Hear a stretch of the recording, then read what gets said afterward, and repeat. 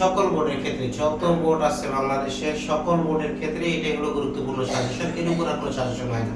তো এখানে গণিতে আমরা সাজেশনটা যেটা দেখতে পাচ্ছি সেটার ক্ষেত্রে আমরা দেখবো যে আমরা গুরুত্বপূর্ণ যে অধ্যায়গুলো রয়েছে আমাদের কাছে মনে হয় যে অধ্যায়গুলো সবচেয়ে বেশি গুরুত্বপূর্ণ, যেটা করতেই হবে সেটা হলো 100% গুরুত্বপূর্ণ অধ্যায় 3, 7, 8.5, 9 এবং 17 অধ্যায়।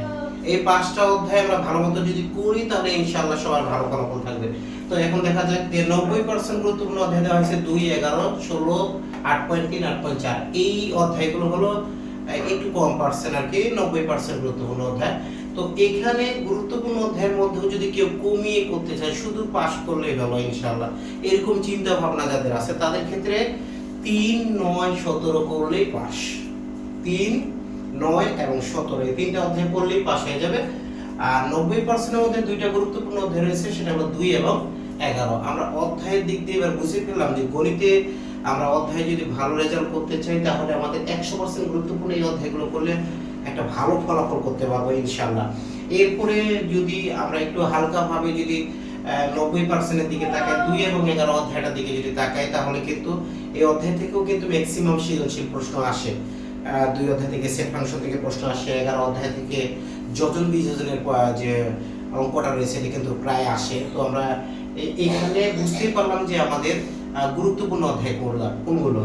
এখন এই গুরুত্বপূর্ণ অধ্যায়গুলোর মধ্যে তারপরে এই যে বীজগণিতের আমরা কোন অধ্যায়ের কোন অঙ্কগুলো করব, জ্যামিতি, ত্রিকোণমিতি, পরিমিতির কোন অধ্যায়ের কোন অঙ্কগুলো করব, এখানে অধ্যায় ভিত্তিক নাম্বারগুলো দিয়ে দেওয়া হয়েছে।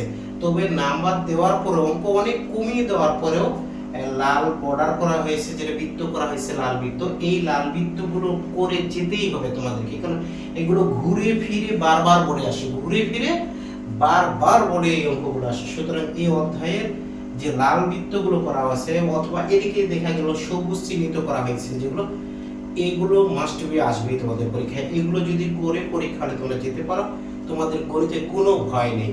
তো আমরা ইনশাআল্লাহ যার যে অধ্যায়টুকু পছন্দ সেই অধ্যায় অনুপাতে আমরা এগুলো করব। যেমন এখানে সম্পাদ্য, আমরা যদি 3 নাম্বার, 9 নাম্বার, 10 নাম্বার, 11 নাম্বার এই 4টা সম্পাদ্য করে যাই, 2টা সম্পাদ্য কমন, তারপরে উপপাদ্য 18, 20, 23 এই 3টা করে গেলে এইখান থেকেও নিশ্চিত 2টা সম্পাদ্য 2টা উপপাদ্য কমন থাকবে।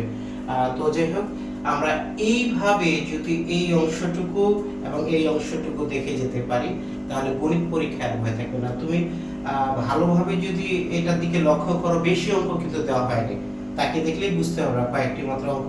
বাসায় বসে সময় নষ্ট না করে এই অঙ্কগুলো কালচার করো, ইনশাআল্লাহ তোমার পরীক্ষায় ভালো ফলাফল থাকবে, শুধু পাস না, এটা